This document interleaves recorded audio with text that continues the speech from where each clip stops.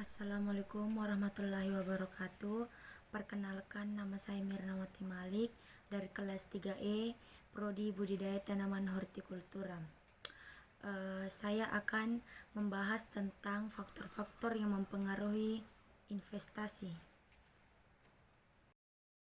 Baiklah, yang pertama saya akan membahas apa itu investasi. Investasi adalah pengeluaran untuk membeli barang modal atau peralatan produksi dengan tujuan untuk mengganti atau menambah barang modal dalam perekonomian yang akan digunakan untuk memproduksi barang dan jasa di masa depan nanti. Dan berikutnya ada jenis-jenis investasi, yang dimana jenis investasi itu bisa kita lihat dari jangka waktunya. Dan jangka waktu itu terbagi menjadi 3. Yang pertama itu jangka waktu pendek, jangka waktu menengah, dan jangka waktu yang panjang. Dan investasi juga itu bisa dilihat dari keaktifnya. Dan aktif itu bisa kita lihat terbagi juga menjadi 2, yaitu aktif real dan non real, yang dimana aktif real itu kita berinvestasi berupa barang ataupun kayak gedung, tanah, dan peralatan-peralatan. Dan kalau investasi dari segi non real, kita berinvestasi seperti berupa surat-surat berharga. Dan selanjutnya ada pun jenis-jenis investasi berdasarkan dari pelaku.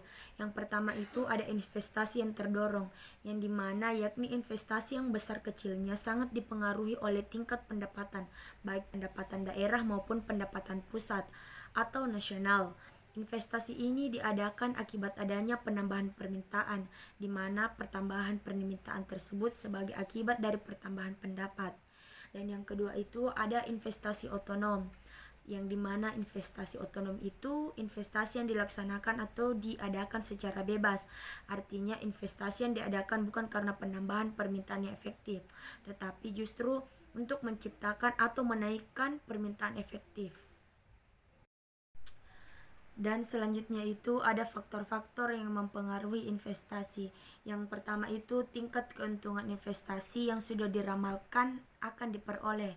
Yang kedua itu ada suku bunga, dan yang ketiga itu ramalan mengenai keadaan perekonomian di masa depan, dan yang keempat itu kemajuan teknologi. Yang kelima, tingkat pendapatan nasional yang bisa berubah-ubah. Yang keenam, keuntungan yang diperoleh oleh perusahaan-perusahaan. Yang ketujuh, situasi politik. Itulah tadi sedikit pembahasan tentang investasi. Kurang lebihnya mohon dimaafkan. Wabillahi taufiq wal hidayah. Wassalamualaikum warahmatullahi wabarakatuh.